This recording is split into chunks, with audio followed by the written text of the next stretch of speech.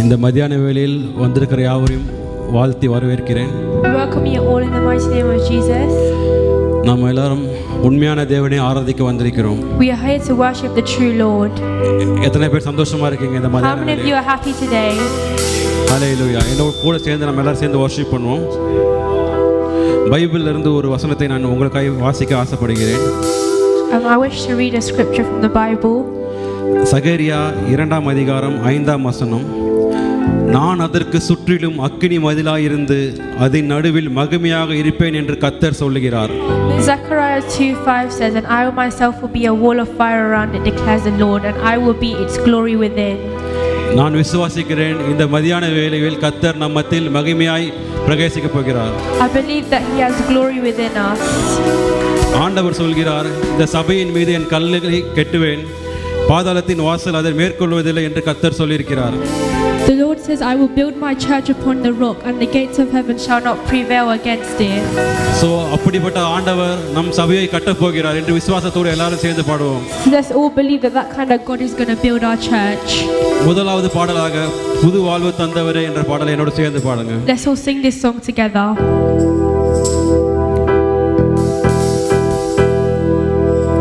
புது வாழ்வு தந்தவரே, புது துவக்கம் தந்தவரே, புது வாழ்வு தந்தவரே, புது துவக்கம் தந்தவரே, நன்றி உமக்கு நன்றி முழு மனதுடன் சொல்கிறோம். நன்றி உமக்கு நன்றி முழு நிறைவுடன் சொல்கிறோம். நன்றி உமக்கு நன்றி முழு மனதுடன் சொல்கின்றோம். நன்றி உமக்கு நன்றி மனநிறைவுடன் சொல்கிறோம்.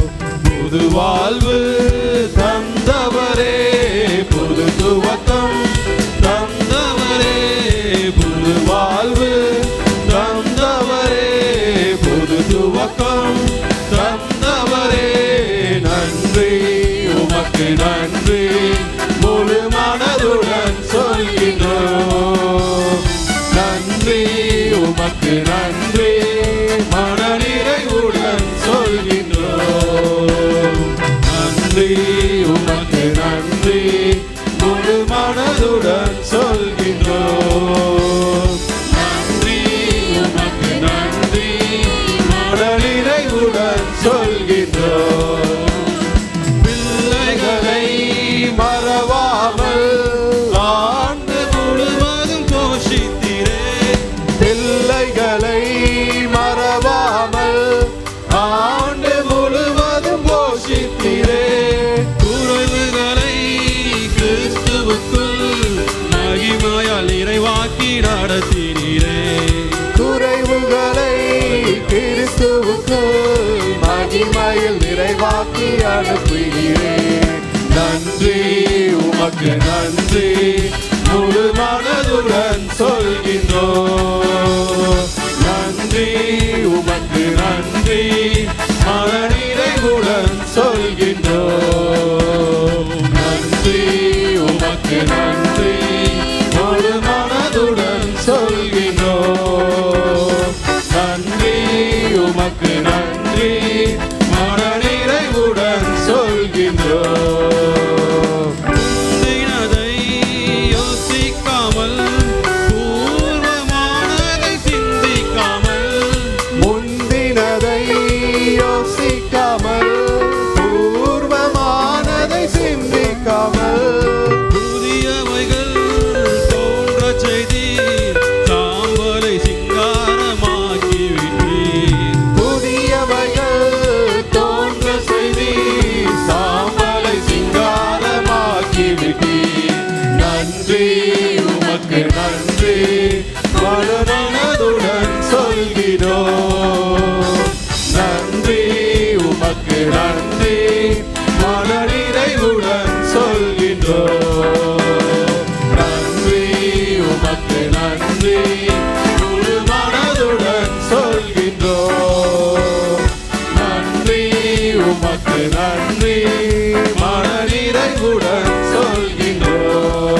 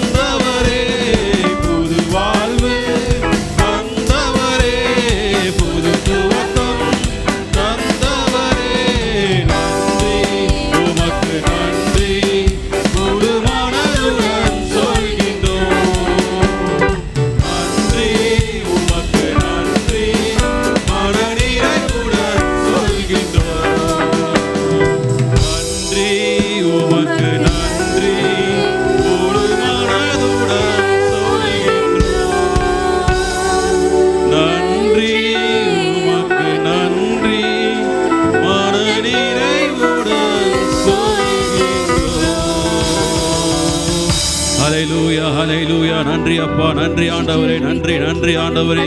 கொஞ்ச நேரம் உள்ளத்தின் ஆழத்தில் இருந்து, கொஞ்சம் உள்ளத்தின் ஆழத்தில் இருந்து உணர்வுள்ள இதயத்தையோடு அவர் செய்த நன்மைகளை நினைத்து எல்லாரும் கண்களை மூடி கொஞ்ச நேரம் நன்றி செலுத்துவோம். அவர் செய்த நன்மைகளை நினைத்து. ஹalleluya. Thank you Father, thank you Jesus, thank you for everything Lord. ஹalleluya. நன்றி ஆண்டவரே, நன்றி அப்பா, எங்களை நீர் தெரிந்து கொண்டீர், அதற்காக நாங்கள் உமக்கு நன்றி செலுத்துகிறோம் தகப்பனே. அப்பா, ஆட்டுக்குட்டி ஆண்டவரே, நாங்கள் உமக்கு நன்றி செலுத்துகிறோம் தகப்பனே. ஹalleluya. நன்றி அப்பா, நன்றி ஆண்டவரே, நன்றி அப்பா, எங்களை நீர் போஷித்தீரே அப்பா, அதற்காக நாங்கள் உமக்கு நன்றி செலுத்துகிறோம் தகப்பனே. ஹalleluya. நன்றி தகப்பனே, நன்றி நன்றியோடு நாங்கள் துதிக்கிறோம் தகப்பனே. அப்பா, எங்கள் கரங்களை எல்லாம் கொடுக்கும் கரங்களாய் மாற்றினபடியால் நாங்கள் உமக்கு நன்றி செலுத்துகிறோம் தகப்பனே. நன்றியோடு நாங்கள் உம்மை துதிக்கிறோம் தகப்பனே. ஒரு புதிய வாழ்வை எங்களுக்காக நீ கொடுத்தபடியால் நாங்கள் உமக்கு நன்றி செலுத்துகிறோம் தகப்பனே. கடந்த 6 மாதங்களாக எங்களை கண்ணின் உமக்காக நன்றி செலுத்துகிறோம் தகப்பனே.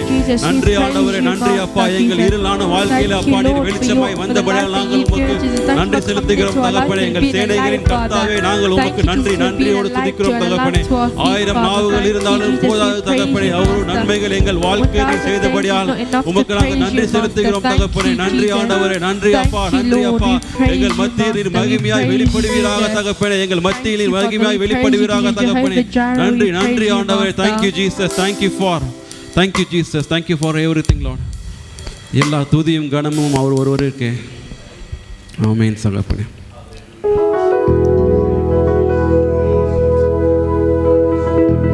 Every praise is to our God, every word of worship with one accord. Every praise to our God. Sing hallelujah to our God, glory hallelujah to our God. Every praise is to our God.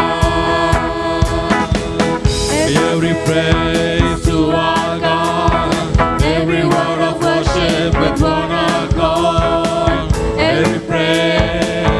Every praise is to our God. Sing hallelujah to our God, glory hallelujah is to our God. Every praise to our God. God my Savior, God my healer, God my deliverer. Yes He is, yes He is.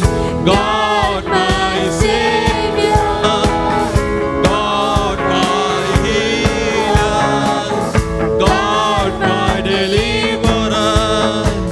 Yes He is, yes He is. Every praise to our God, every word of worship with one accord. Every praise to our God. Sing hallelujah to our God. Glory, hallelujah is to our God. Every praise to our God. God my Savior, God my healer, God my deliverer. Yes He is, yes He is. God my Savior, God my healer, God my deliverer. Yes He is, yes He is. Every praise to our God, every word of worship with one accord. Every praise is to our God. Sing hallelujah to our God, glory hallelujah to our God. Every praise is to our God. God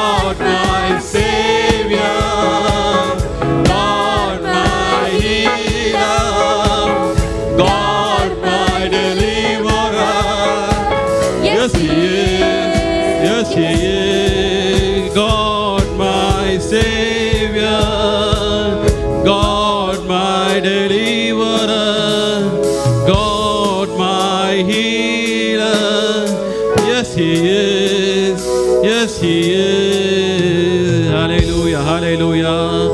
நன்றி தகப்பனே, நன்றி அப்பா, நன்றி ஆண்டவரே. அப்பா, நீர் எங்களை விடுவிக்க வந்தவராயிருக்கிறீர் தகப்பனே. அப்பா, இந்த பூலோகத்தில் எங்களுக்காக அப்பா, நீர் எங்கள் பாவங்களை சுமக்கதற்காக வந்த கர்த்தர் ஆண்டவரே, ஆவியானவரே, உம்மை நாங்கள் துதிக்கிறோம் தகப்பனே. மாம்சமான யாவரும் மத்தியில் நான் வாழ்வேன் என்று சொல்லியிருக்கிற தேவன் அப்பா, உம்மை நாங்கள் துதிக்கிறோம் அப்பா.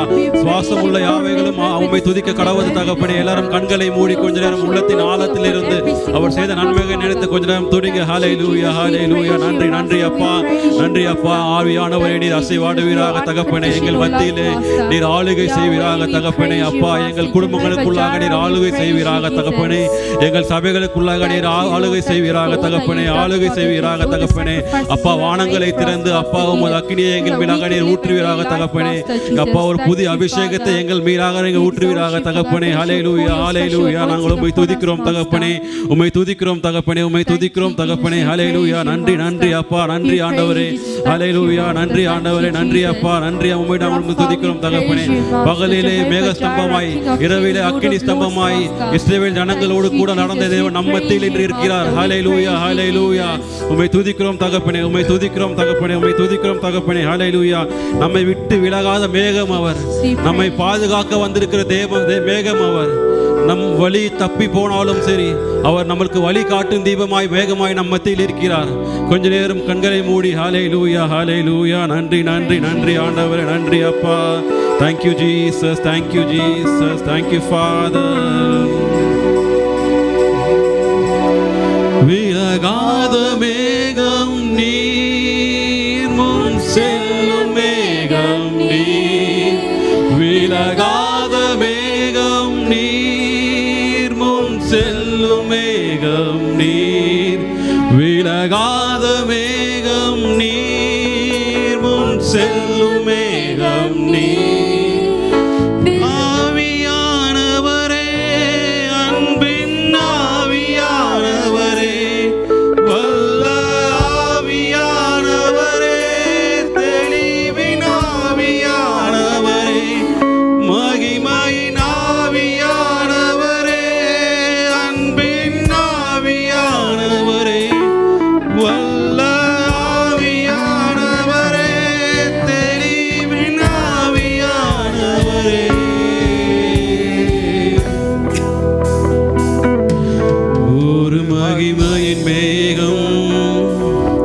இந்த இடத்தை மூடுதே, ஒரு மகிமையின் மேகம்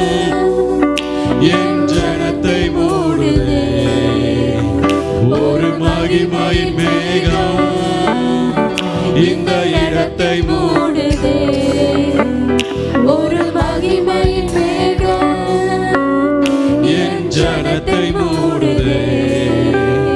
விலகாத மேகம் நீர், முன் செல்லும் மேகம் நீர். விலகாத மேகம் நீர், முன் செல்லும் மேகம் நீர். விலகாத மேகம் நீர், முன் செல்லும் மேகம் நீர்.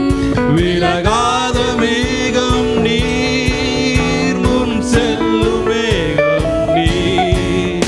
ஆவியானவரே, அன்பின் ஆவியானவரே, வல்ல ஆவியானவரே, தெளிவின் ஆவியானவரே, மகிமையின் ஆவியானவரே, அன்பின் ஆவியானவரே, வல்ல ஆவியானவரே, தெளிவின் ஆவியானவரே.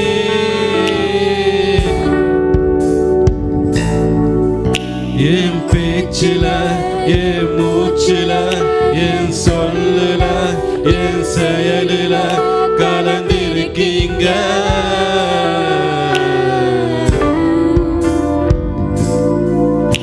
என் நினைவுல, என் நடத்தையில, என் உயிருல, என் சொல்லுல கலந்திருக்கீங்க.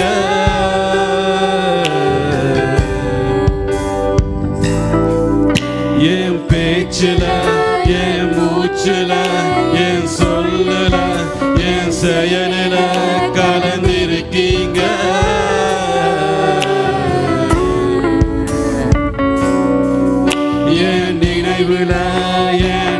வார்த்தையில என் உணர்வுல என் உயிரில கலந்திருக்கீங்க.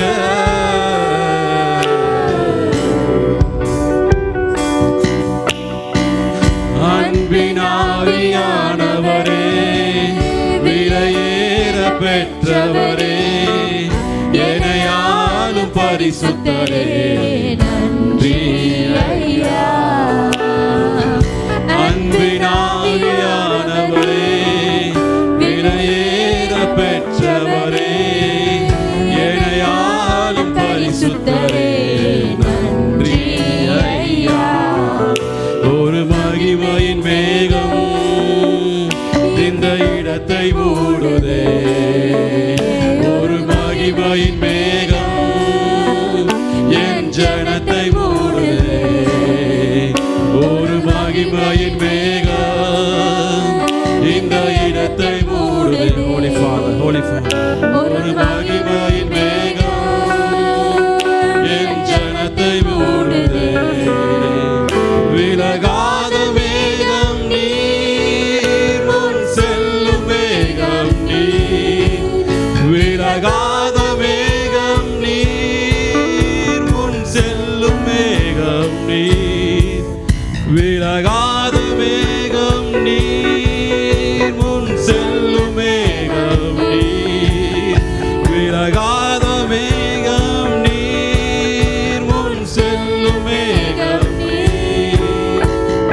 ஆவியானவரே, அன்பின் ஆவியானவரே, வல்ல ஆவியானவரே, தெளிவின் ஆவியானவரே, மகிமையின் ஆவியானவரே, அன்பின் ஆவியானவரே, வல்ல ஆவியானவரே, தெளிவின் ஆவியானவரே.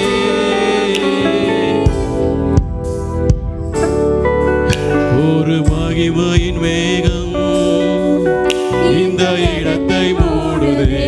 Holy Father, Holy Father, ஒரு மகிமையின் வேகம். Holy Ghost, take over, take over, Jesus. வானங்களை திறந்து அப்பா எங்கள் மேலாக ஊற்றுவீராக தகப்பனே. வானங்களை திறந்து எங்கள் மேலாக அபிஷேகத்தை ஊற்றுவீராக தகப்பனே. அபிஷேகத்தை எங்கள் மேலாக ஊற்றுவீராக தகப்பனே. Holy Ghost, Holy Ghost. ஓரி கபால வஷபால வர மர கபால ஓர கபால வஷபால வகபால மர மர மர ஷகபால மர மர மர மர மர. அப்பா குடும்பத்திற்கு அபிஷேகத்தை ஊற்றுவீராக தகப்பனே. ஒரு மேகமான அபிஷேகம் எங்கள் மேல் இறக்கப்படுவதாக தகப்பனே. சாலோமின் மண்டபத்தில் இறங்கின அபிஷேகம் மேகங்கள் மேல் இறக்கப்படுவதாக தகப்பனே. அப்பா வானங்களை திறந்த அபிஷேகத்தை ஊட்டுவீராக தகப்பனே. Hallelujah, hallelujah, hallelujah. Holy Ghost, take over. Holy Ghost, come and take over, Jesus. Holy Ghost, Holy Ghost. Thank you, Father. Thank you, Jesus. Thank you, Jesus. Thank you, Jesus. Thank you, Lord. Hallelujah, hallelujah.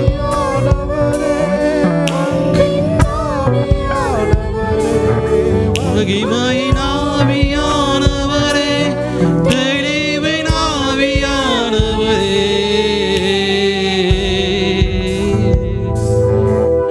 ஒரு மகிமையின் மேகம் இந்த இடத்தை மூடுதே, ஒரு மகிமையின் மேகம் என் ஜனத்தை மூடுதே, ஒரு மகிமையின் மேகம் இந்த இடத்தை மூடுதே, ஒரு மகிமையின் மேகம் இந்த இடத்தை மூடுதே, விலகாத மேகம் நீ,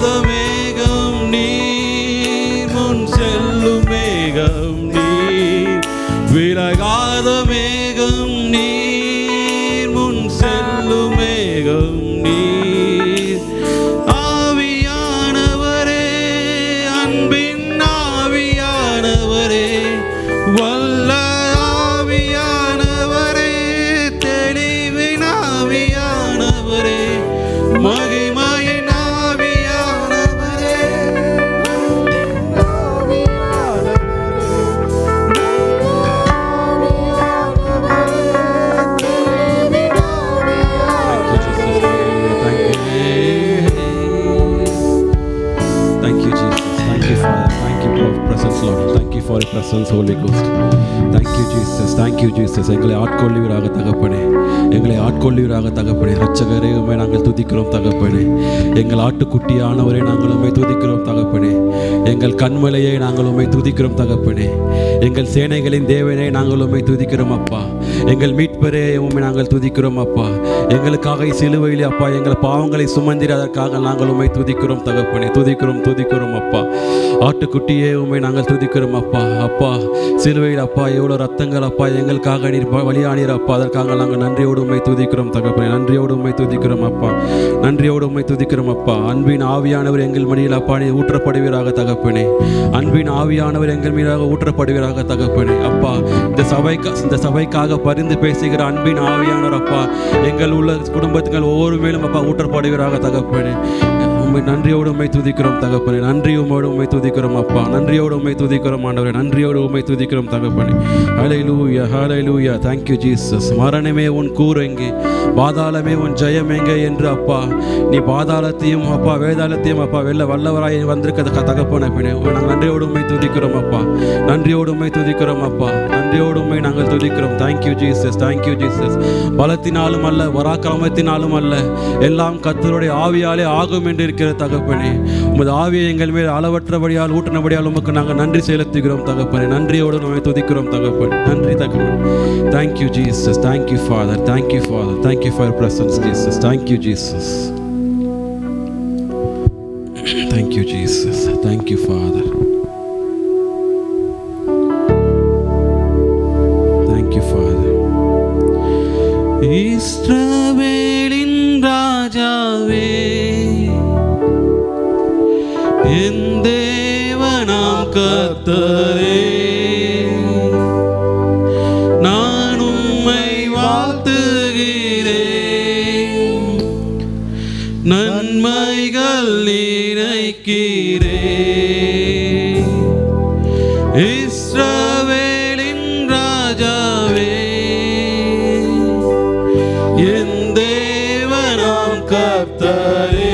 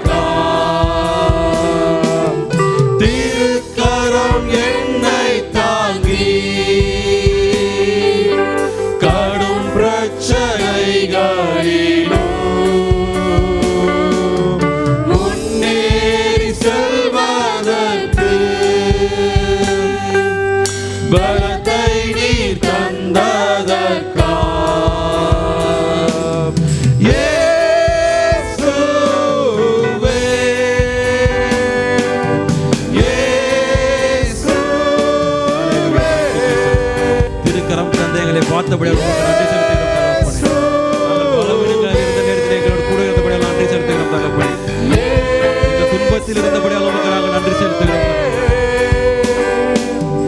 நன்றி நன்றி ராஜா, அளவில்லா அன்பிற்காக நன்றி நன்றி ராஜா,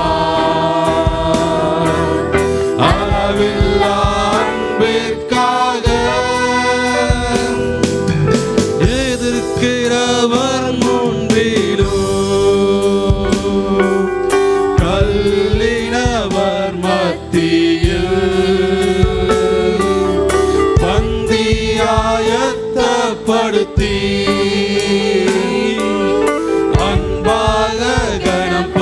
பண்ணினீ எதிர்க்கிறவர் முன்பிலும் தள்ளினவர் மத்தியில் பந்தியாயத்தப்படுத்தி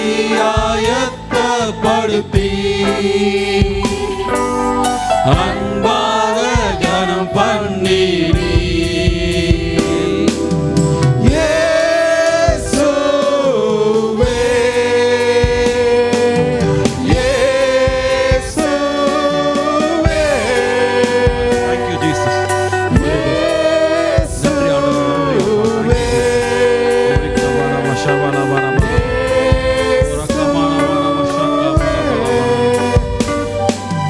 நன்றி நன்றி நாதா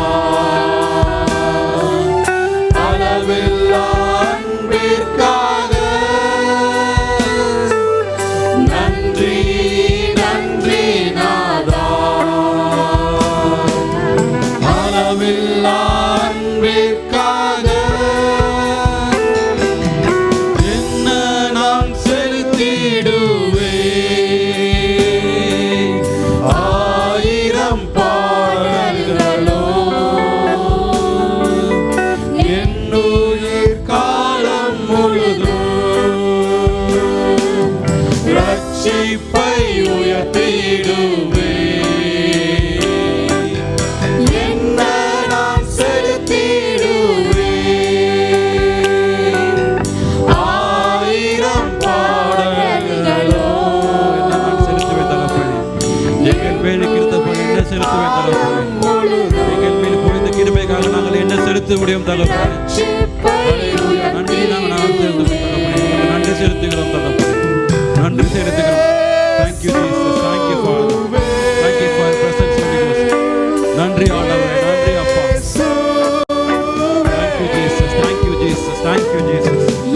Thank you Father. Hallelujah. Hallelujah. நன்றி நன்றி ஆண்டவரே. நன்றியோடு நம்மை துதிக்கிறோம் தகப்பனே.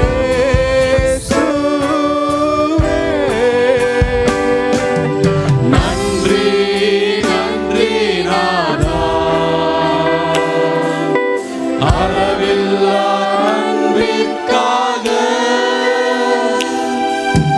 நன்றி நன்றி நாதா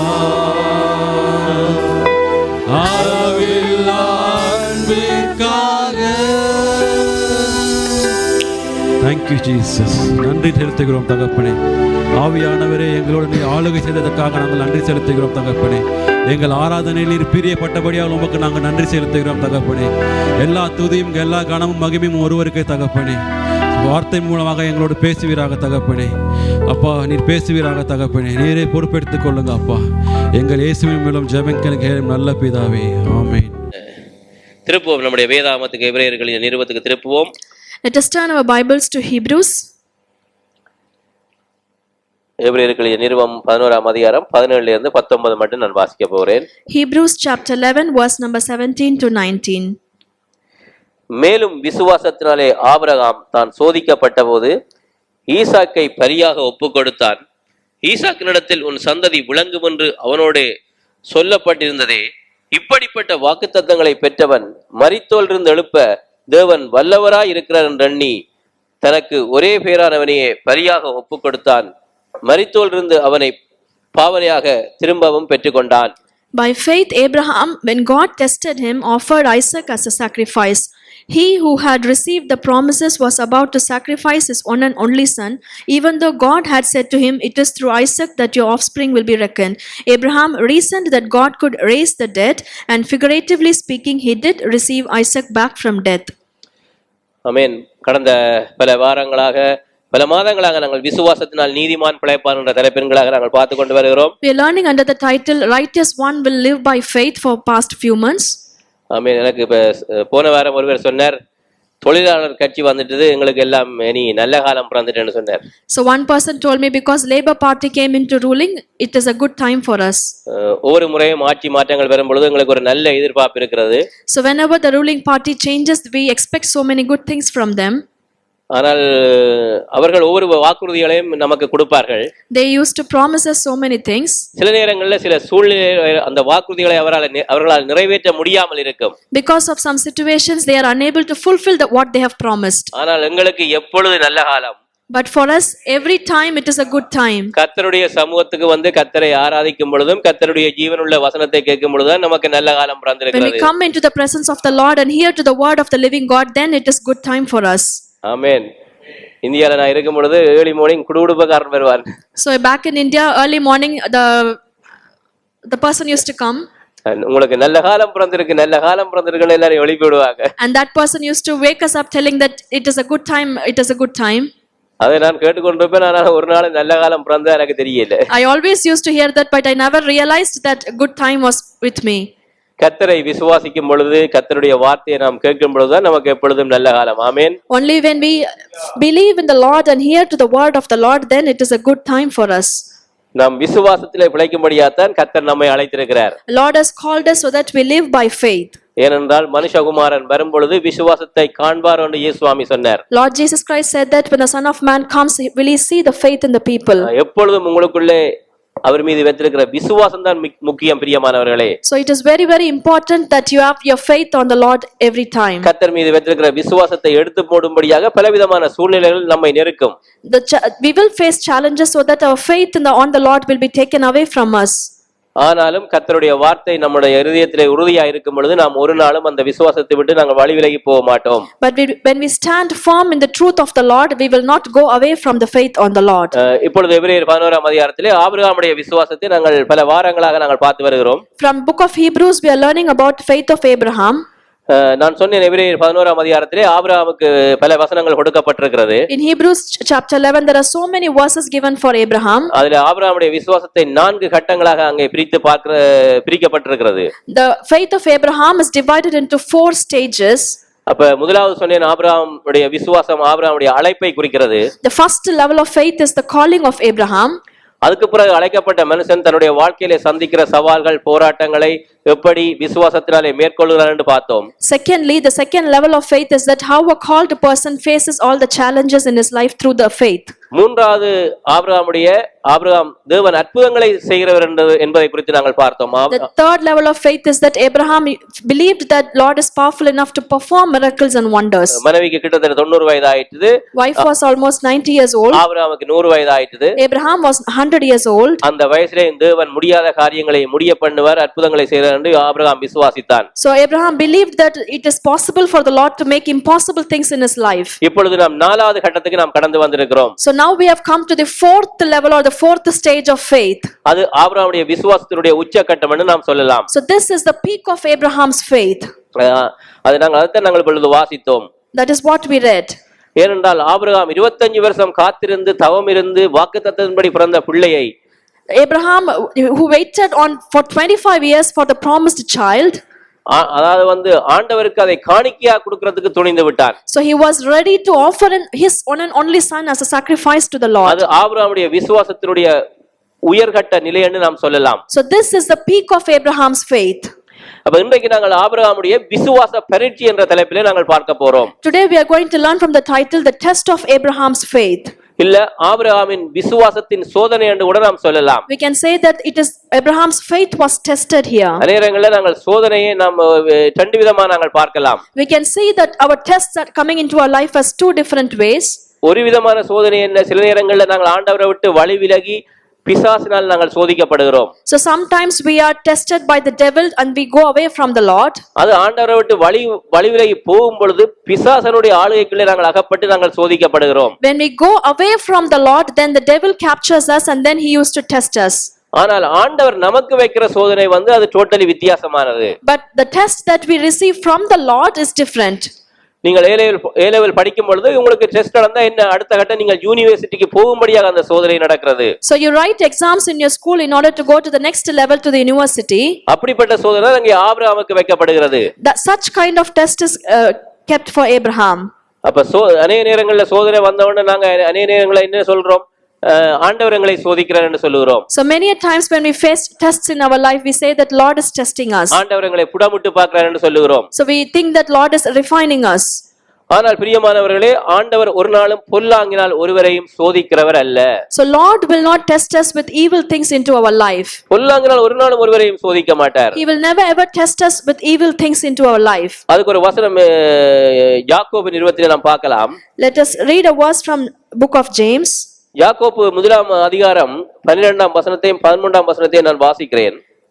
James chapter 1 verse number 11 and 12. Yes, யாக்கோபு chapter 1 verse 12 and 13. 12 to 13. James chapter 1 verse number 12 and 13. சோதனையை சகிக்கிற மனுஷன் பாக்கியவான், அவன் உத்தமன் என்று விளங்கின பின்பு கர்த்தர் தம்மிடத்தில் அன்பு கூறுகிறவர்களுக்கு வாக்குத்தத்தம் பண்ணின ஜீவ கிரீடத்தை பெறுவான்.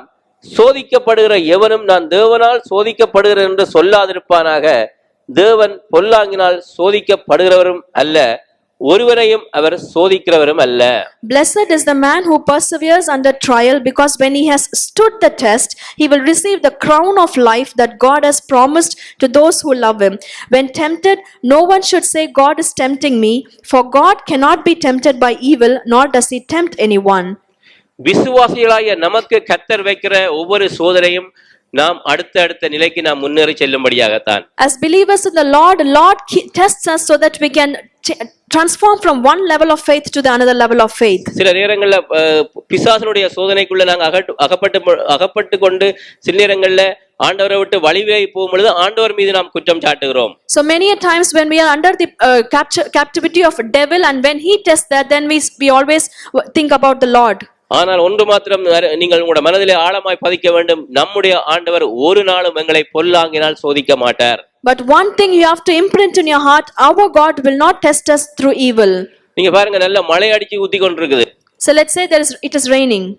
அம்ப்ரெல்லா பிடிக்கும் பொழுது அந்த மழை நம்ம மீது படாது. So when we hold on to the umbrella, then the rain will not come upon us. அது நமக்கு பாதுகாப்பை கொடுக்குது. Umbrella will bring protection to us. Umbrella விட்டு வெளியில போகும் பொழுது என்ன நடக்குது? What happens when you go out of the umbrella? அந்த மழை முழுவதும் நம்ம மீது தான் விழுகிறது. The rain will come upon us and make us wet. அப்ப கர்த்தருடைய வார்த்தையை விட்டும் கர்த்தருடைய வார்த்தையை விட்டு நாங்க விலகி போகும் பொழுதுதான் நாம் என்ன செய்றோம்? பிசாசினால் சோதிக்கப்படுகிறோம். So only when we move away from the Lord and from the word of the Lord, then the devil tests us. அப்ப ஆபிரகாமுக்கு தேவன் வைத்த சோதனையை நாங்கள் இன்றைக்கு பார்க்க போறோம். So today let us see the test that was kept by the Lord to Abraham. திருப்புவோம் ஆதியாகமம் 22ஆம் அதிகாரத்துக்கு நம்முடைய கவனத்தை திருப்பிக் கொள்வோம் இன்றைய நாளிலே. Let us turn our attention to Genesis chapter 22.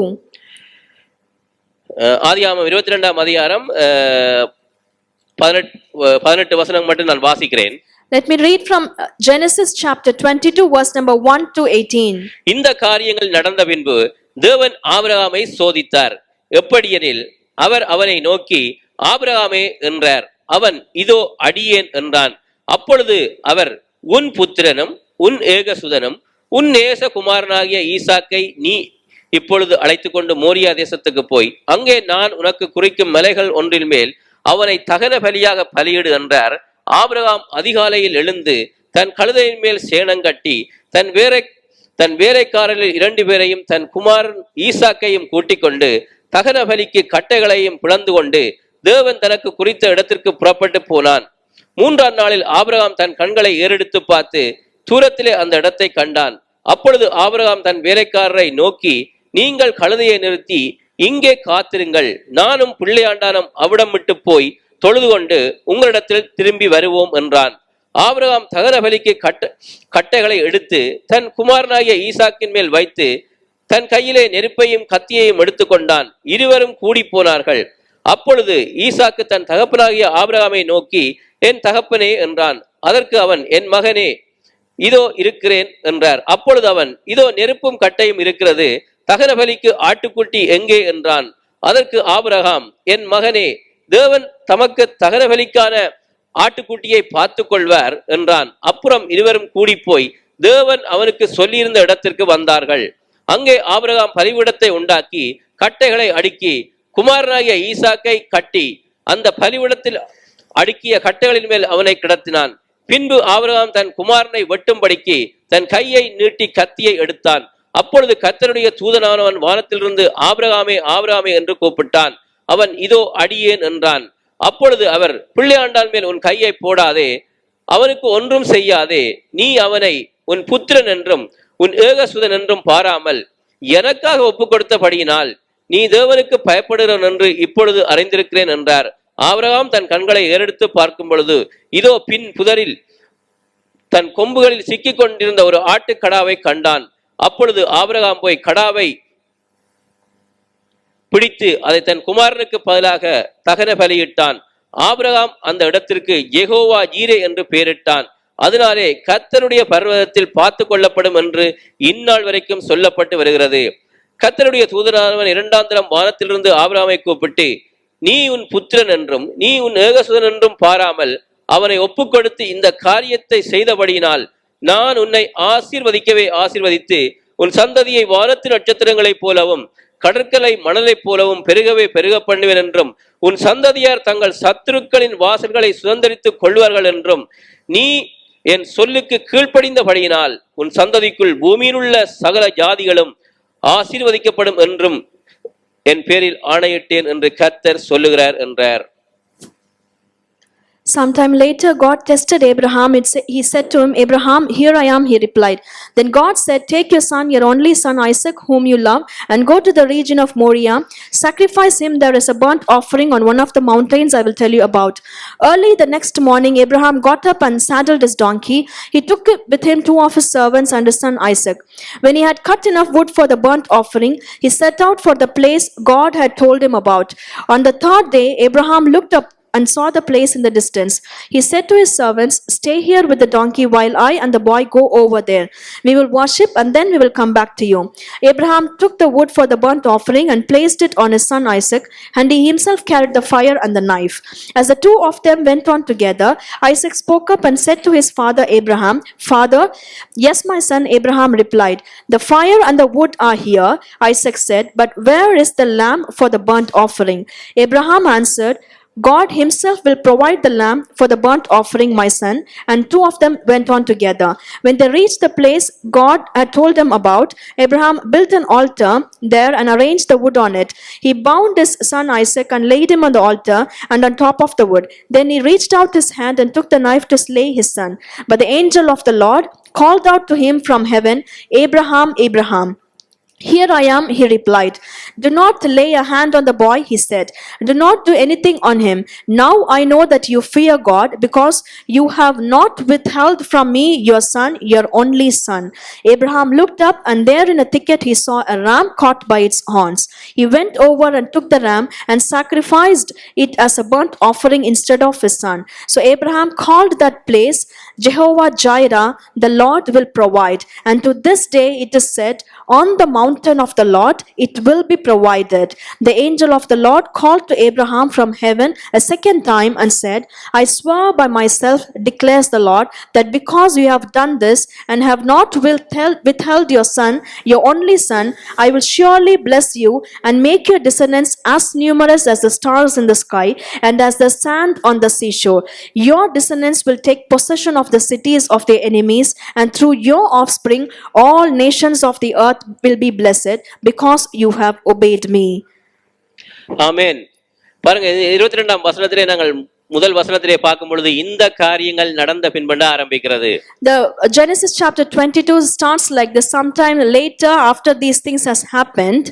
அப்ப நான் ஏற்கனவே சொன்னேன், ஆபிரகாம் விசுவாசத்திலே 3 நிலைகளை கடந்து வந்திருக்கிறார். So Abraham has already crossed 3 levels of his faith. ரட்சிக்கப்பட்ட பிறகு பலவிதமான எதிரிகளுடைய போராட்டம், சவால்கள், அது மாத்திரமல்ல பல வருடங்கள் காத்திருக்கிறார். 25 வருடத்துக்கிட்ட காத்திருக்கிறார். பிள்ளை ஆண்டவர் வாக்கு பண்ணியிருக்கிறார், பிள்ளை இல்லாமல் காத்துக்கொண்டு. இது எல்லாம் கடந்துதான் இப்பொழுது வந்திருக்கிறார் Abraham. He faced so many challenges after he was saved, and then he waited for his one and only son for a very long period of time. அப்ப இதையெல்லாம் தாண்டி வந்தோடனே பாருங்க, உடனே ஆபிரகாமுக்கு இமீடியட்டா ஆண்டவர் என்ன செய்யறார், ஒரு டெஸ்ட் வைக்கிறார், ஒரு சோதனை.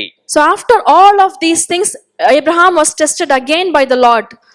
2வது வசனத்திலே பாருங்க, அந்த வசனத்தை மறுபடியும் நான் வாசிக்கிறேன். அப்பொழுது அவர், உன் புத்திரனும் உன் ஏகசுதனும் உன் நேச குமாரனாகிய ஈசாக்கை நீ இப்பொழுது அழைத்து கொண்டு மோரியா தேசத்துக்கு போய் அங்கே நான் உனக்கு குறிக்கும் மலை ஒன்றில் மேல் அவனை தகன பலியாக பலியிடு என்றார்.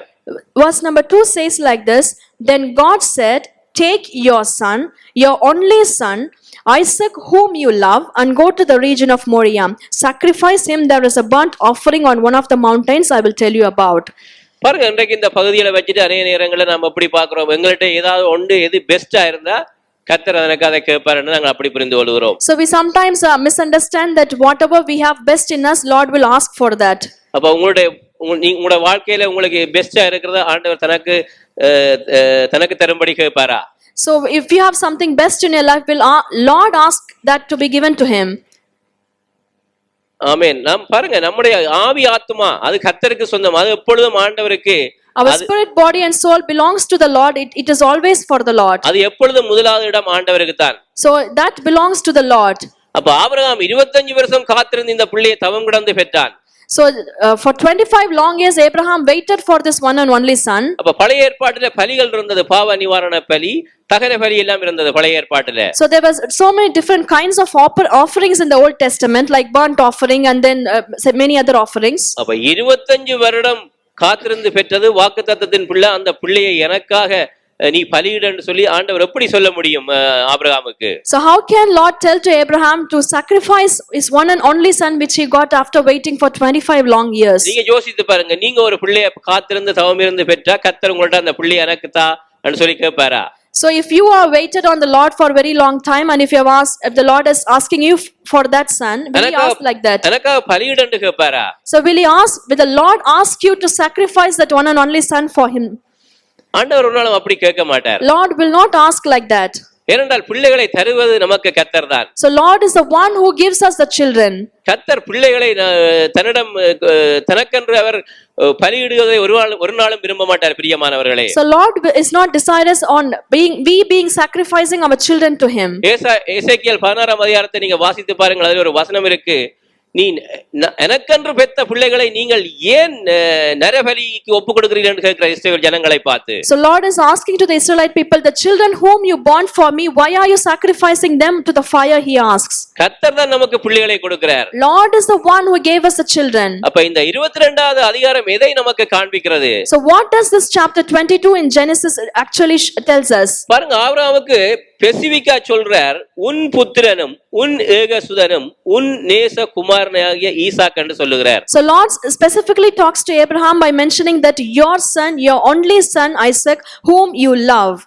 ஆண்டவர் சொல்லியிருக்கலாம், ஆபிரகாமே நீ எனக்கு நல்ல பெஸ்டான பலியை கொடுன்னு சொல்லியிருந்தா ஆபிரகாம் என்ன செய்திருப்பார்? So if Lord has asked Abraham to give a best sacrifice to the Lord, what would have Abraham done? அப்ப ஆபிரகாம்கிட்ட ஆயிரக்கணக்கான ஒட்டகங்கள், ஆடு மாடுகள், கழுதை எல்லாம் இருந்தா அதுல ஏதாவது கொண்டே பலி கொடுத்திருப்பார், ஆண்டவருக்கு காணிக்கையா கொடுத்திருப்பார். Abraham would have sacrificed the best lamb and the best sheep to the Lord. அப்ப பாருங்க, இது ஆபிரகாமுக்கு ஒரு துக்கத்தை ஏற்படுத்தும்படியாக இந்த வார்த்தைகள் அடங்கி இருக்கிறது. So these words from the Lord made Abraham to worry. உன் புத்திரன் என்று சொல்லுகிறார். He says your son, N ஏகசுதன், only son, உன் நேசகுமாரன் Isaac whom you love. அப்ப பாருங்க, ஒரே ஒரு குமாரன் தான் ஆபிரகாமோட இருக்கிறார் அந்த டைம்ல. So there was only one son when Abraham was having the son. என்ன உங்களுக்கு தெரியும், ஆகாருக்கு பிறந்த இஸ்மவேலை அவர்கள் அனுப்பி விட்டார்கள். So as you know, Hagar and Ishmael was sent out by Abraham. அப்ப ஆபிரகாம்கிட்ட ஆண்டவர் என்ன செய்யறார், குறிப்பா சொல்றார், உன்னுடைய புத்திரன் உன்னுடைய ஏகசுதன். So Lord specifically tells to Abraham that take your son, your only son Isaac. ஏகசுதன் சொன்னால் ஒரே பேரான குமாரன். So when we say only son, it is the only son that Abraham was having. நேசகுமாரன் சொன்னால் அவன் ஆபிரகாம் அதிகமாய் நேசிக்கிற ஒரே குமாரன் தான் சொல்லப்படுகிறது. So Isaac was the only son whom Abraham was loving so much other than the other children. அப்ப ஆபிரகாமுக்கு இங்க ஒரு சத்தியத்தை ஆண்டவர் வெளிப்படுத்த விரும்புகிறார். So Lord is trying to reveal a truth in this place. இது எதை நமக்கு சித்தரித்து காண்பிக்கிறது இந்த காரியம்? What all of these things are showing us? பாருங்க, கல்வாரி சிலுவையிலே இயேசு தன்னுடைய ஒரே பேரான குமாரனை இந்த உலகத்துக்கு அனுப்பி அங்கே பலியாக ஒப்பு கொடுக்க போறார். அதை அவனுக்கு காண்பிக்கும்படியாக இங்கே இந்த பகுதி சித்தரிக்கிறது நமக்கு. So this portion of the Bible verse tells us that Father God is going to send his only son Lord Jesus Christ to be crucified on the cross for us. அப்ப அவனுக்கு எப்படி அதை விளங்கப்படுத்த முடியும்? வரப்போற காரியங்களை குறித்து இப்படித்தான் அவனுக்கு விளங்கப்படுத்த முடியும். So how can the Lord God explain all of these things to Abraham? Only through these kind of things. அப்ப ஈசாக்குன்னு குறிப்பா சொல்றாரு இதுல பேரை. So here he specifically mentions Isaac. இப்ப ஈசாக்கு வந்து வாக்குத்தத்தத்தின்படி பிறந்த பிள்ளை. So Isaac was the promised child. அப்ப ஈசாக்கு வந்து பலியாக தகன பலியாக அங்கே ஒப்பு கொடுக்கப்பட்டால் வாக்குத்தத்தம் நிறைவேறாமல் போயிடும் இந்த பூமியில. If Isaac was sacrificed as a burnt offering, then the promise will not be fulfilled on this earth. அப்ப ஆபிரகாமை ஆண்டவர் அதிகமாய் நேசித்தார் பிரியமானவர்களே. So Lord loved Abraham so much. ஆபிரகாமை தன்னுடைய நண்பன் தன்னுடைய சிநேகிதன் என்று சொன்னார். So Lord called Abraham as his friend. அப்படி ஆபிரகாமுக்கும் ஆண்டவருக்கு நல்ல ஒரு உறவு இருந்தது. So such a kind of relationship was existing between Lord God and Abraham. அப்ப வரப்போற கல்வாரி சிலுவையிலே நடக்க போற காரியங்கள், அந்த சிலுவை மரணங்கள், அந்த பலியை அவனுக்கு காண்பிக்கும்படியாகத்தான் ஆண்டவர் இந்த காரியம் அது ஒரு படம் போல ஆபிரகாமுக்கு காட்டுகிறார். In order to show and demonstrate how Jesus Christ is going to be crucified on the cross, Father God is showing all of these things to Abraham. நீங்கள் யோவான் 8ஆம் அதிகாரத்திலே 56ஆம் வசனத்திலே நீங்கள் வாசித்து பார்ப்பீங்கன்னு சொன்னால் அங்கே வேதபாரகருக்கும் இயேசுவாமிக்கும் அங்கே வாக்குவாதம் நடக்கிறது. So there was an argument between the Bible scholars and Jesus Christ in book of John. யூதர்களை பொறுத்தமட்டிலே வேதபாரகரை பொறுத்தமட்டிலே ஆபிரகாம் அவர்களுக்கு மிகவும் ஒரு விசுவாசத்தின் தந்தை. So Abraham was the father of faith according to the Jewish people.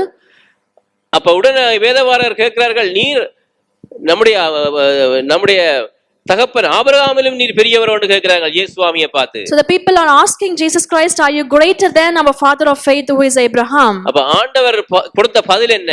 So what was the answer given by Lord Jesus Christ? Abraham என்னுடைய நாளை காண ஆசையா இருந்தான், அதை கண்டு மகிழ்ந்து களிகூர்ந்தான் என்று சொல்லுகிறார். So Lord says Abraham was rejoicing to see my day and he saw it and he was glad about it. அப்ப இந்த 22ஆம் பகுதியிலே குறிப்பாக சொல்றார், உன்னுடைய புத்திரன், உன்னுடைய ஏகசுதன், உன்னுடைய நேசகுமாரன் என்று. So in chapter 22 it says specifically your son, your only son whom you love. ஆண்டவராகிய இயேசு கிறிஸ்து இந்த உலகத்திற்கு வந்து கல்வாரியிலே தன்னை பலியாக ஒப்புக் கொடுக்க போறார். பிதாவாகிய தேவன் தன்னுடைய ஒரே பேரான குமாரனை இந்த உலகத்துக்கு அனுப்பி சிலுவைக்கு கொடுத்து பலியாக்கி எங்களை பிள்ளைகளாக மீட்டுக் கொள்ளும்படியாக இது இங்கே இதை சித்தரித்து காண்பிக்கிறார் இந்த பகுதி. Hallelujah. So in order to demonstrate how Father God is going to send Jesus Christ on the cross in order to redeem all of us as his own children, this was shown to Abraham. அப்படிதான் ஆபிரகாமுக்கு இதை புரிய வைக்கிறார். So that is how Lord is explaining and making Abraham to understand the crucifixion of Jesus Christ. அப்ப ஒரு நாளும் ஆண்டவர் எங்களுக்கு நாங்கள் கர்த்தருடைய சமூகத்திலே காத்திருந்த ஒரு பிள்ளையை நாங்கள் பெற்றெடுத்தோம்னு சொன்னால் ஒரு நாளும் அதை நரபலியாக கேட்க மாட்டார், தனக்கு கொடுக்க சொல்லி. So the Lord who has given the child to us, he will not ask the children as an offering to him. அவர் தன்னை பலியாக்கி எம்மை மீட்டுக் கொள்ளும்படியாக தான் இந்த பூமிக்கு வந்தார் பிரியமானவர்களே. So our Lord has sacrificed himself and he has redeemed us. ஆமென். சமீபத்தில் ஒரு வீடியோ கிளிப் ஒன்று பார்த்தேன். I saw a video clip recently. உங்களுக்கு தெரியும், காடுகளுக்கு பாத்தீங்கன்னு சொன்னால் சிங்கம் என்ன செய்யும், அங்க மிருகங்களை வேட்டையாடும். So the lions used to capture all the animals in the forest. அப்போ ஒரு மான் என்ன செய்ய தன்னுடைய குட்டிகளோட போய் கொண்டிருக்குது. A deer was running along with young deer. அப்ப அந்த குட்டிகளால என்ன செய்யுது, மான் போற வேகத்துக்கு போக முடியல, ஸ்லோவா போய் கொண்டிருக்குது குட்டிகள். So all the little ones are unable to run to the speed of the mother deer. அப்ப சிங்கம் கண்டுட்டது அந்த மானையும் அந்த குட்டிகளையும். So now the lion has seen this scene. அப்ப தாய்மானுக்கு விளங்கிட்டது, இந்த சிங்கம் வந்து என்னுடைய குட்டிகள் வேகமாக நடந்து வர முடியவில்லை என்று குட்டிகளை வேட்டையாட போன தாய்மானுக்கு விளங்கிவிட்டது. So now the mother deer understood that the lion will come and capture all the little ones. உடனே அந்த தாய்மான் என்ன செய்யுது? So what does this mother deer do? தன்னுடைய பிள்ளைகளை காப்பாற்றும்படியாக தாய்மான் என்ன செய்து அந்த சிங்கைக்கு தண்ணியே போய் இரையாக ஒப்பு கொடுக்கிறது பிரியமானவர்களே. In order to save the children, the mother deer itself goes and sacrifices itself to the lion. ஒப்பு கொடுத்த உடனே அந்த சிறு மான்கள் என்ன செய்யுது, அதுகள் தங்கட பாட்டுல போய் கொண்டிருக்குது. So all the little ones escaped from the lion. அப்ப அந்த தாய்மானுக்கு என்ன ஒரு திருப்தி உண்டாகுது, அந்த என்னுடைய சிறுசுகள் இந்த சிங்கத்திலிருந்து காப்பாற்றப்பட்டு விட்டது, நான் என்னை இரையாக சிங்கத்துக்கு ஒப்பு கொடுத்து விட்டேன் தாய்மான் ஃபீல் பண்ணுது. So the mother deer was satisfied thinking that as it had sacrificed itself to the lion, it has saved all the little ones. அதுபோல நம்முடைய ஆண்டவர் ஒரு தாய் தகப்பனுடைய அன்புடையவர் பிரியமானவர்களே. So that is how our Lord is also like with the love of a father and mother. அவர் நாங்கள் நரகத்துக்கு செல்லக்கூடாது, நாங்கள் பலியாக மாறக்கூடாது என்பதற்காக, நாங்கள் நித்திய நரகத்தை அனுபவிக்க கூடாது என்பதற்காக தான் அவர் தன்னை ஒப்பு கொடுத்தார் சிலுவையிலே. So he sacrificed himself on the cross so that we do not enter into this eternal hell.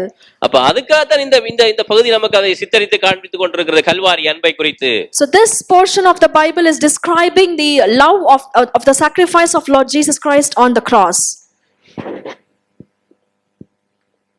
பாருங்க, 5வது வசனத்தை வாசிக்கிறேன். Verse number 5.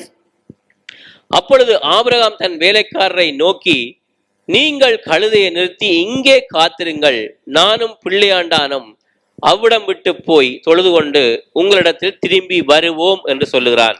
He said to his servants, stay here with the donkey while I and the boy go over there. We will worship and then we will come back to you. அப்ப பாருங்க, Abraham வருவேன்னு நீங்க சொல்லவில்லை. So he says, he did not say I will come back. வருவோம் என்று சொல்லுகிறார். He says we will come back. அப்ப ஆபிரகாமுக்கு கொண்டு விளங்கி விட்டது, என்னுடைய ஆண்டவர் நான் விசுவாசிக்கிற தேவன் ஒரு நாளும் என்னுடைய பிள்ளையை தன்னிடத்திலிருந்து பறிக்க மாட்டார் என்ற அந்த விசுவாசத்தின் நிச்சயத்துவம் ஆபிரகாமுக்கு காணப்பட்டது. So we can see that Abraham had the surety because of his faith that the Lord who gave the child will definitely protect the child. அப்ப ஆபிரகாமுக்கு ஒரு முழு நிச்சயம் இருக்கிறது, கர்த்தர் ஏதோ என்னுடைய வாழ்க்கையில செய்ய போறார். ஆனால் ஆபிரகாம் கர்த்தரையும் கர்த்தருடைய வாக்குத்தத்தத்தையும் விசுவாசத்தை கீழ்ப்படிந்து தன்னுடைய பிள்ளையாண்டானை கூட்டிக் கொண்டு செல்லுகிறான். So Abraham was very well know about Lord is going to do something, and based on faith he obeyed to the word of the Lord and he took his child out to the mountain. 6வது வசனத்தை வாசி. Verse number 6. Abraham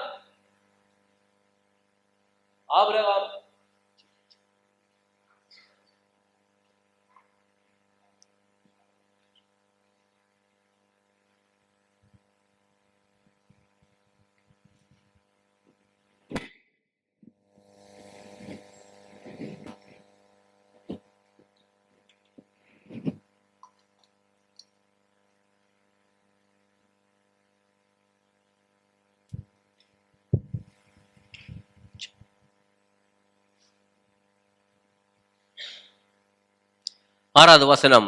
Abraham தகன பலிக்கு கட்டைகளை எடுத்து தன் குமாரனாகிய ஈசாக்கின் மேல் வைத்து தன் கையிலே நெருப்பையும் கத்தியையும் எடுத்துக்கொண்டு இருவரும் கூடி போனார்கள். அப்பொழுது ஈசாக்கு தன் தகப்பனாகிய ஆபிரகாமை நோக்கி, என் தகப்பனே என்றான். அதற்கு அவன், என் மகனே, இதோ இருக்கிறேன் என்றான். அப்பொழுது அவன், இதோ நெருப்பும் கட்டையும் இருக்கிறது, தகன பலிக்கு ஆட்டுக்குட்டி எங்கே என்றான். அதற்கு ஆபிரகாம், என் மகனே, தேவன் தமக்கு தகன பலிக்கான ஆட்டுக்குட்டியை பார்த்து கொள்ளுவார் என்றான். அப்புறம் இருவரும் கூடி போய் என்று பார்க்கிறோம். Abraham took the wood for the burnt offering and placed it on Isaac, and he himself carried the fire and the knife. As two of them went on together, Isaac spoke up and said to his father Abraham, Father. Yes, my son, Abraham replied. The fire and the wood are here, Isaac said, but where is the lamb for the burnt offering? Abraham answered, God himself will provide the lamb for the burnt offering, my son. And two of them went on together. பாருங்க, இந்த சம்பவத்தை பார்க்கும் பொழுது ஆபிரகாமுடைய மனநிலை எப்படி இருந்திருக்கும்? So when we look at the situation, what would have been the mindset of Abraham? பாருங்க, இந்த சூழ்நிலையில நாங்கள் எங்களுக்கு இப்படி ஒரு டெஸ்ட் வைத்திருந்தால் நாங்கள் எப்படி உணர்ந்திருப்போம்? So if we are put into such a kind of test, how we would have reacted? நிச்சயமாய் கேட்டிருப்போம் ஆண்டவரிடத்தில், ஆண்டவரே, எங்கள்ட்ட இருக்கிற என்ன செல்வத்தை வேணும்னாலும் கேளுங்க, தயவு செய்து இந்த பிள்ளையை நான் காத்திருந்து பெற்ற பிள்ளையை மாத்திரம் கேட்டு விடாதீர்கள் என்று நிச்சயமாய் நாங்கள் சொல்லி இருப்போம். So definitely we would have argued to the Lord that, Lord, you ask anything, any wealth, any property from me, but do not ask this one and only child. ஆனால் ஆபிரகாம் தன்னுடைய ஒரே பேரான குமாரன் ஈசாக்குக்கு சொல்லுகிறது, கர்த்தர் பார்த்து கொள்ளுவார். So what did Abraham told his one son? Lord will himself will provide the lamb. எங்களுடைய வாழ்க்கையில நாங்கள் சொல்ல முடியுமா? நாங்கள் வாழ்க்கையில சந்திக்கிற பிரச்சனைகள், சில நேரங்களில் எங்களால முடியாத காரியங்கள் நமக்கு முன்பாக இருக்கும் பொழுது கர்த்தர் பார்த்து கொள்ளுவார். So when things are impossible to happen in the front of our eyes, can we say that Lord will take care of it? சில நேரங்களில் சூழ்நிலையை பார்த்து நாங்களே அவிசுவாசத்துக்குள்ளே கடந்து செல்லுகிறோம். So by looking at the situations, we are entering into the unbelief. ஆனால் இதுல ஈசாக்கை பார்க்கும் பொழுது ஈசாக்கு கூட ஒரு டீனேஜ் வயசு தான் இருக்கும். So here Isaac would have been a teenager at this time. அப்ப ஈசாக்கை கூட்டிக் கொண்டு அங்கே தகன பலியிடுவதற்கு அங்கே கொண்டு செல்கிறார் Abraham. Abraham is taking Isaac in order to give him as a burnt offering. அப்ப ஈசாக்குக்கும் இந்த காரியம் நிச்சயமாய் தெரிந்திருக்கும், ஏனென்றால் டீனேஜ் வயசு. Because he was a teenager, he should have also understood something from this. அப்ப 100 வயதுக்கு மேற்பட்ட கிழவனை தள்ளி விழுத்தி போட்டு ஈசாக்கு கூட ஓடி வந்திருக்கலாம், என்னையா பலியிட போற என்று ஓட்டம் காட்டி இருக்கலாம். So Isaac could have run away from his father, telling that, why are you going to offer me? And he could have thrown that 100-year-old person, and he could have run away from his father. நான் நினைக்கிறேன் ஈசாக்கும் ஆபிரகாமோடு சேர்ந்து நிச்சயமாய் கர்த்தர் பார்த்துக் கொள்வார் என்ற அந்த விசுவாசத்தினால் ஈசாக்கும் கடந்து சென்றிருப்பார் ஆபிரகாமோடு சேர்ந்து. So I think that Isaac should also have that level of faith, so that he definitely believed that Lord will provide. 9ஆம் வசனத்திலே பார்க்கும் பொழுது தேவன் அவனுக்கு சொல்லி இருந்த இடத்திற்கு வந்தார்கள். அங்கே ஆபிரகாம் ஒரு பலிபீடத்தை உண்டாக்கி கட்டைகளை அடுக்கி தன் குமாரனாகிய ஈசாக்கை கட்டி அந்த பலிபீடத்தின் மேல் அடுக்கிய கட்டைகளின் மேல் அவனை கிடத்தினான். When they reached the place God had told him about, Abraham built an altar there and arranged the wood on it. He bound his son Isaac and laid him on the altar on top of the wood. அப்ப யோசிச்சு பாருங்க, ஈசாக்கை அந்த தகன பலி இடுவதற்கு கட்டைகளின் மேல் Abraham ஈசாக்கை கிடத்துகிறான். So Abraham bound his son Isaac on the wood. அப்ப ஈசாக்கு துணிஞ்சிட்டார் தான் தகன பலி ஆவதற்கு. So Isaac was also ready to sacrifice himself as the burnt offering to the Lord. இந்த வசனங்கள் எல்லாம் எதை நமக்கு சித்தரித்து காண்பிக்கிறது? So what is these verses telling us? பிதாவாகிய தேவன் அவர் தன்னுடைய அநாதி திட்டத்தின்படிதான் தன்னுடைய சொந்த குமாரனை இந்த உலகத்திற்கு அனுப்பினார். Father God sent his one and only son Jesus Christ according to his plan. அவரை சிலுவையிலே பலியாக்கும்படியாகத்தான் அங்கே தன்னுடைய நேசகுமாரனை இந்த உலகத்துக்கு அனுப்பினார். So Father God sent his one and only son to be crucified on the cross as a sacrifice. அப்ப இயேசுவாமி என்ன செய்தார்? சிலுவை பரியந்தம் தன்னை ஒப்புக் கொடுத்தார். So Lord Jesus Christ submitted himself until he went on to the cross. பிதாவுடைய சித்தத்துக்கு தன்னை ஒப்புக் கொடுத்தார். Jesus Christ submitted and surrendered himself completely until the cross. அப்ப இங்கே ஒரே பேரான குமாரன் ஏகசுதன் என் நேசகுமாரன், இவரும் என்ன செய்கிறார்? ஈசாக்கும் தகப்பனோடு சேர்ந்து தன்னை ஒப்புக் கொடுக்கிறார். பிரியமானவர்களே, this one son and one only son whom the father loved, Isaac also sacrificed himself and submitted himself on the wood. இது முழுக்க தேவன் கல்வாரி சிலுவையின் மூலமாய் நம்மீது வெளிப்படுத்தின அன்பை இது வெளிப்படுத்துகிறது. So all these incidents describes and explains us the love of the Lord that was shown to us through the cross. ரோமர் 8:22 வாசிக்கும் பொழுது, Romans chapter 8 verse 32 says, அவர் தன்னுடைய சொந்த குமாரன் என்றும் பாராமல் நம்மிடத்தில் அன்பு கூறுகிறவர், இதோட கூட மற்றது எல்லாவற்றையும் அவர் எப்படி அருளாதிருப்பார்? So because the Father God has sent his only son because he loved us, what else will he not give to us? அப்ப இந்த குமாரனை உலகத்துக்கு அனுப்பினதின் நோக்கம் என்ன? எங்கள் மீது அன்பு கூறும்படியாக. His Father God sent his only son in order to love all of us. அப்ப அவருடைய சிலுவை மரணம் எதை நமக்கு சித்தரித்து காண்பிக்கிறது? So what does the death on the cross by Jesus Christ show us? நாம் பாவத்தின் பிடியிலிருந்து மீட்டுக் கொள்ளும்படியாகத்தான் பிரியமானவர்களே, in order for us to be redeemed from the hands of the sins and curses. அதே போல இங்க வந்து ஈசாக்கினுடைய பலி, ஆபிரகாம் ஈசாக்கை தகன பலியா ஒப்பு கொடுக்கிற காரியம் என்னத்தை நமக்கு காண்பிக்கிறது? So in the same way, what does this represents when Isaac was sacrificed by Abraham? ஏனென்றால் அவருடைய குமாரன் சிலுவையிலே மரிக்கிறதே அது இங்கே நமக்கு தெளிவாய் வெளிப்படுத்துகிறது. So this explains how the son of Father God has been sacrificed on the cross. அதான் நாங்கள் எபிரேயர் 11ஆம் அதிகாரம் 17ஆம் வசனத்திலே வாசிக்கும் பொழுது, விசுவாசத்தினாலே ஆபிரகாம் தன்னுடைய மகனை பலியாக ஒப்பு கொடுத்தான் என்று அதில் வாசித்தோம். So that is what we read in Hebrews chapter 11. Because of faith, Abraham offered his son as a sacrifice. 10ஆம் வசனம் ஆதியாகமம் 22:10 வாசிக்கும் பொழுது, Genesis 22 verse 10 says, பின்பு ஆபிரகாம் தன் குமாரனை வெட்டும்படி தன் கையை நீட்டி கத்தியை எடுத்தான். அப்பொழுது கர்த்தருடைய தூதனானவர் வானத்திலிருந்து ஆபிரகாமே ஆபிரகாமே என்று கூப்பிட்டார். அவன் இதோ அடியேன் என்றான். அப்பொழுது அவர் பிள்ளையாண்டால் மேல் உன் கையை போடாதே, அவனுக்கு ஒன்றும் செய்யாதே, நீ அவனை உன் புத்திரன் என்றும் உன் ஏகசுதன் என்றும் பாராமல் எனக்காக ஒப்பு கொடுத்தபடியினால் நீ தேவனுக்கு பயப்படுகிறவன் என்றும் இப்பொழுது அறிந்திருக்கிறேன் என்றார். ஆபிரகாம் தன் கண்களை ஏறெடுத்து பார்க்கும் பொழுது இதோ பின் புதரிலே தன் கொம்புகளில் சிக்கிக் கொண்டிருந்த ஒரு ஆட்டுக்கடாவை கண்டான். அப்பொழுது ஆபிரகாம் போய் கடாவை பிடித்து அதை தன் குமாரனுக்கு பதிலாக தகன பலியிட்டான். Then he reached out his hand and took the knife to slay his son. But the angel of the Lord called out to him from heaven, Abraham, Abraham. Here I am, he replied. Do not lay a hand on the boy, he said. Do not do anything to him. Now I know that you fear God, because you have not withheld from me your son, your only son. Abraham looked up there, and there is a thicket. He saw a ram caught by its horns. He went over and took the ram and sacrificed it as a burnt offering instead of his son. அப்ப பாருங்க, இந்த இடத்திலே அங்கே ஏற்கனவே ஒரு ஆட்டுக்கிடாவை ஆண்டவர் ஏற்படுத்தி விட்டார் பலியிடுவதற்கு. So Lord has already prepared a ram in that place in order to be sacrificed. அப்ப பாருங்க, ஆண்டவர் ஒரு நாள் நம்முடைய பிள்ளைகளை தகன பலியாக நம்ம ஒரு நாளும் கேட்க மாட்டார் பிரியமானவர்களே. So our Lord will not ask our children as a burnt offering. தான் நேசிக்கிற தன்னுடைய நண்பனாகிய ஆபிரகாமுக்கு ஒரு கல்வாரி அன்பை குறித்த ஒரு சத்தியத்தை இங்கே இந்த இடத்துல வெளிப்படுத்துகிறார். So this is a truth that was revealed to Abraham about the cross on the crucifixion of Christ. ஆபிரகாமுக்கு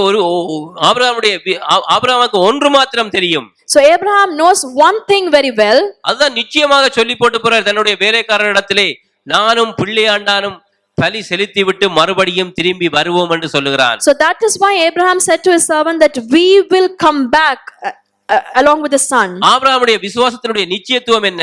So what is the surety of Abraham's faith? ஏனென்றால் அங்கே தகன பலி இடுவது என்று சொன்னால் துண்டங்களாக வெட்டி அங்கே எரிச்சு சாம்பலாக்குறது தான் தகன பலி. So when we say burnt offering, they will cut down the animal into pieces and then they will burn it as an offering to the Lord. Abraham முழு நிச்சயமாய் நம்பினான், தேவனை விசுவாசித்தான். So Abraham totally and completely believed in the Lord God. என்னுடைய மகனை நான் தகன பலியாக்கி துண்டு துண்டா வெட்டி சாம்பலாக்கினாலும் அந்த சாம்பல் மறுபடியும் தனக்கு உயிர்ப்பித்து கொடுப்பார் என்று விசுவாசித்தான். ஹalleluya. So even if I cut down my son into pieces and burnt him into fire and turn him into ashes, my Lord is powerful enough to bring back life to him. அதுதான் ஆபிரகாமுடைய விசுவாசத்தினுடைய உச்சகட்டம். That was the peak of Abraham's faith.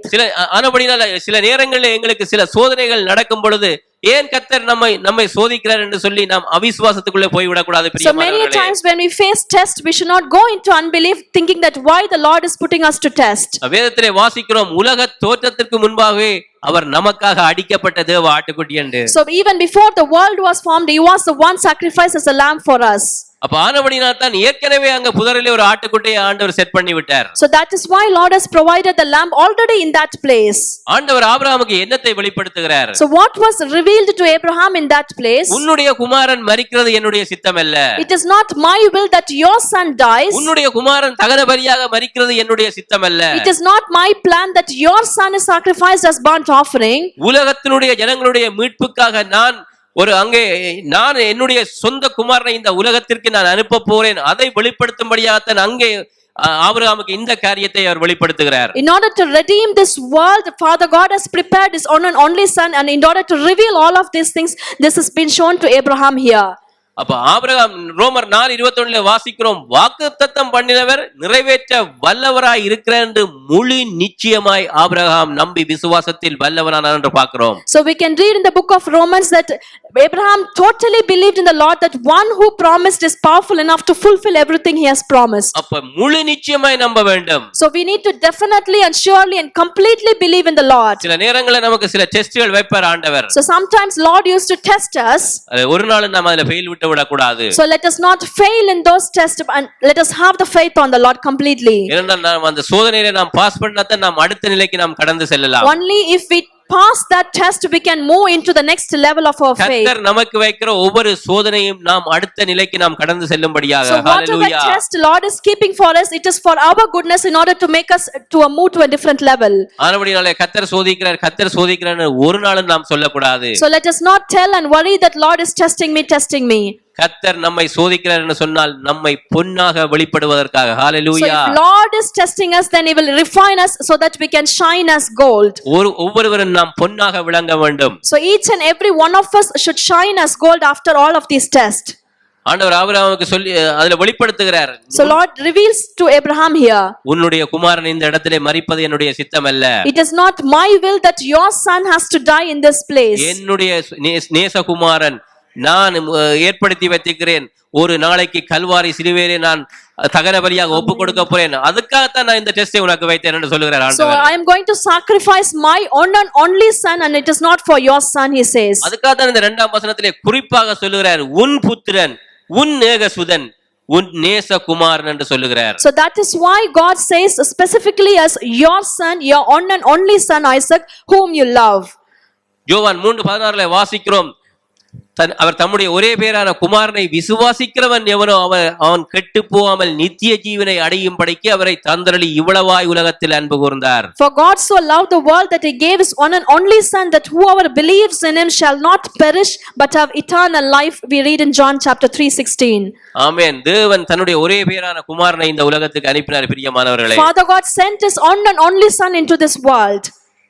நாம் கெட்டு போகாமல் நாம் ஜீவனை பெறும்படியாக அப்படி கல்வாரி சிலுவையிலே நடந்தது. In order for us to receive the eternal life without perishing, Father God sent his one and only son.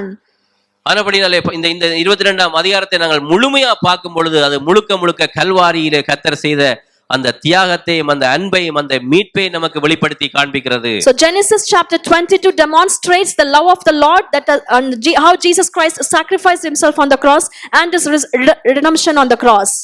Abraham இப்படி செய்தபடியால், Because Abraham did like this, பாருங்க 15ஆம் வசனத்திலே வாசிக்கிறேன். verse number 15, கர்த்தருடைய தூதனானவர் இரண்டாம் தரம் வானத்திலிருந்து ஆபிரகாமை கூப்பிட்டு, the angel of the Lord called to Abraham from heaven a second time and said, நீ உன் புத்திரன் என்றும் உன் ஏகசுதன் என்றும் பாராமல் அவரை ஒப்புக் கொடுத்து இந்த காரியத்தை செய்தபடியால் நான் உன்னை ஆசீர்வதித்து உன் சந்ததியை வானத்து நட்சத்திரங்களைப் போலவும் கடற்கரை மணலைப் போலவும் பெருக பண்ணுவேன் என்றும் உன் சந்ததியார் சத்துருக்களின் வாசல்களை சுதந்தரித்துக் கொள்வார்கள் என்றும் நீ என் சொல்லுக்கு கீழ்ப்படிந்தபடியினால் உன் சந்ததிக்குள் பூமியில் உள்ள சகல ஜாதிகளும் ஆசீர்வதிக்கப்படும் என்றும் பேரில் ஆணையிட்டேன் என்று கர்த்தர் சொல்லுகிறார் என்றான். I swear by myself, declares the Lord, that because you have done this and have not withheld your son, your only son, I will surely bless you and make your descendants as numerous as the stars in the sky and as the sand on the seashore. Your descendants will take possession of the cities of their enemies, and through your offspring all nations on the earth will be blessed, because you have obeyed me. பாருங்க, Abraham ஒன்றிலும் சந்தேகப்படவில்லை கர்த்தருடைய வார்த்தையை. So Abraham was not having a slightest doubt in his heart regarding the word of the Lord. தன்னுடைய ஒரே பேரான குமாரன் நேசிக்கிற குமாரன் ஈசாக்கும் சந்தேகப்படவில்லை. This one and only son Isaac also did not had any slightest doubt in his heart on the Lord. இப்படி செய்தபடியால் எப்படிப்பட்ட ஆசீர்வாதத்தை ஆண்டவர் இங்கே கூறுகிறார். Because they did like this, what a great blessing Lord is speaking here. நான் உன்னை ஆசீர்வதிக்கவே உன்னை ஆசீர்வதித்து I will surely bless you உன் சந்ததியை வானத்து நட்சத்திரங்களைப் போலவும் and make your descendants as numerous as the stars in the sky. கடற்கரை மணலைப் போலவும் பெருக பண்ணுவேன் என்று கர்த்தர் சொல்லுகிறார். Lord says, and I will increase your offspring as the sand on the seashore. பாருங்க, வெளியில போய் நீங்கள் வானத்து நட்சத்திரங்களை எண்ணி பாருங்க, உங்களால எண்ண முடியுமா? So will you be able to count the stars on the sky outside? இப்ப வருகிற வாரம் நாங்கள் கடற்கரைக்கு போறோம், கடற்கரை மணலை நம்மால எண்ண முடியுமா? So can we count the sand on the seashore? ஒரு மனுஷன் கர்த்தருக்கு கீழ்ப்படிந்தான். பிரியமானவர்களே, One person obeyed to the word of the Lord. ஒரு மனுஷனை கர்த்தர் அழைத்தார். Lord called one man. அந்த ஒரு மனுஷனுடைய கீழ்ப்படிவு இன்றைக்கு பூமியில் உள்ள வம்சங்கள் எல்லாம் இன்றைக்கு கிறிஸ்துவுக்குள் மூலமாய் ஆசீர்வதிக்கப்பட்டிருக்கிறது. ஹalleluya. Because of the obedience of that one man, all the offsprings of the earth is blessed through Jesus Christ. ஆனபடியால் ஒரு நாளும் ஆண்டவர் பொல்லாங்கினால் நம்மை சோதிக்க மாட்டார். Lord will not test us through evil things. அவர் பொல்லாங்கினால் சோதிக்கிற தேவன் அல்ல. He is not the Lord who tests us using the evil things. ஏனென்றால் கிறிஸ்துவுடைய நமக்கு நடக்கிற சோதனைகள் அது நம்மை அடுத்தடுத்த நிலைக்கு கடந்து செல்லும்படியாக தான். பிரியமானவர்களே, So in order for us to go to the next level of our faith, the tests are given to us by the Lord. ஆனபடியாலே சோதனையை கண்டு நாம் ஒரு நாளும் சோர்ந்து போய் விடக் கூடாது. Let us not be discouraged by seeing the test that the Lord is placing in front of us. ஆபிரகாமுடைய காலத்திலே ஆண்டவர் ஆபிரகாமுக்கு வானத்து நட்சத்திரங்களை உதாரணமாய் காட்டுறார், கடற்கரை மணலை உதாரணமாக காட்டுறார். So in those days, Lord is showing these stars and the sand on the seashore as example to Abraham. நமக்கு சகல ஆசீர்வாதங்களும் இன்றைக்கு இந்த வாக்குத்தத்தத்தின் படிவிலே நமக்கு கொடுக்கப்பட்டிருக்கிறது. So hallelujah. through all of these promises, all of the blessings are given to us. சகல ஆசீர்வாதங்களும் கிறிஸ்துவுக்கு உள்ளாக இருக்கிறது. பிரியமானவர்களே, All the blessings are present inside Lord Jesus Christ, dear beloved. சகல ஆசீர்வாதம் ஆபிரகாமுடைய சகல ஆசீர்வாதமும் கிறிஸ்து மூலமாய் நமக்கு வருகிறது. All the blessings that were spoken to Abraham is coming to us through Lord Jesus Christ.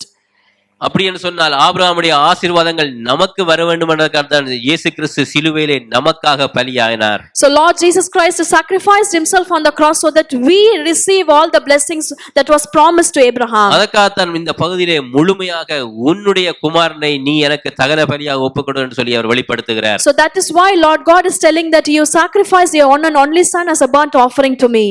இன்றைக்கு நமக்கு மீட்பு இயேசு கிறிஸ்துவின் மூலமாய் தான் நமக்கு உண்டாயிருக்கிறது. So only redemption is only through Lord Jesus Christ for us. நான் மறுபடியும் நான் சொல்லுகிறேன், ஆபிரகாமுடைய ஆசீர்வாதம் என்று சொன்னால் என்ன? So when I tell you again and again, what does this blessing of Abraham mean? முதலாவது ஆவிக்குரிய ஆசீர்வாதம். So firstly, the spiritual blessings. இரண்டாவது சரீர பிரகாரமான ஆசீர்வாதம். Secondly, our physical blessings.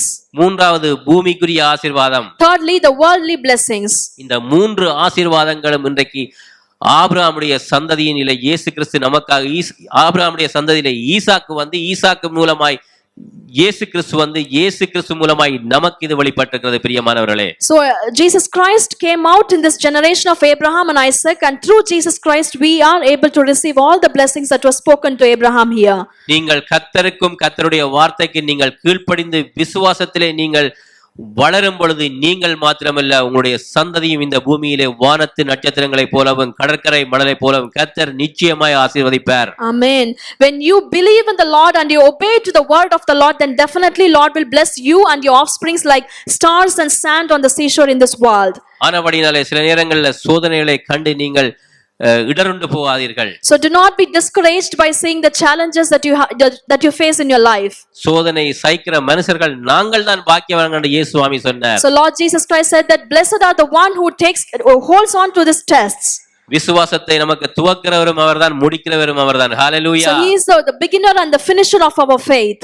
ஆபிரகாமுக்கு விசுவாசத்தை துவக்கி வைத்ததும் அவர்தான், விசுவாசத்தை பயிற்றுவித்ததும் அவர்தான், விசுவாசத்திலே இந்த லெவலுக்கு கொண்டு சென்றதும் ஆண்டவர்தான். So Lord is the one who placed this faith in Abraham, who trained Abraham in this faith and who allowed Abraham to reach this level of peak in his faith. வருகிற காலங்களிலே நீங்களும் விசுவாசத்திலே நீங்கள் முன்னேறி செல்லுங்கள் பிரியமானவர்களே. So in the coming days please encourage yourself to grow into this level of peak in your faith. ஏனென்றால் விசுவாசத்தினால்தான் நீதிமான் பிழைப்பான் என்று வேதம் நமக்கு 4 இடங்களிலே திட்டத் தெளிவாய் சொல்லப்படுகிறது. So righteous one will live by faith says the Bible in 4 different places in the New Testament. உங்கள்ட்ட எவ்வளவுதான் நீங்க பணம் சேவிங்ல வச்சிருக்கலாம். So you might have so much of money in your bank account. எத்தனை ப்ராப்பர்ட்டி வச்சிருக்கலாம். You might have so many property. நீங்க ID ஃபீல்ட்ல நீங்க பெரிய டிகிரி வச்சிருக்கலாம். You might have having so many degrees in your IT work. ஆனால் ரட்சிக்கப்பட்ட நாம் கர்த்தரையும் கர்த்தருடைய வார்த்தையை நாம் விளக்குவோம் என்று சொன்னால் நாங்கள் விசுவாசத்தினாலே ஒன்றையும் பெற்றுக்கொள்ள முடியாது. அவிசுவாசத்தினாலே ஒன்றையும் பெற்றுக்கொள்ள முடியாது. But if we move away from the Lord and his word, then with the unbelief we cannot receive anything from the Lord. ஏனென்றால் விசுவாசிக்கிறவனால் எல்லாம் கூடும் என்று எழுதப்பட்டிருக்கிறது. So it is written that everything is possible for those who believe.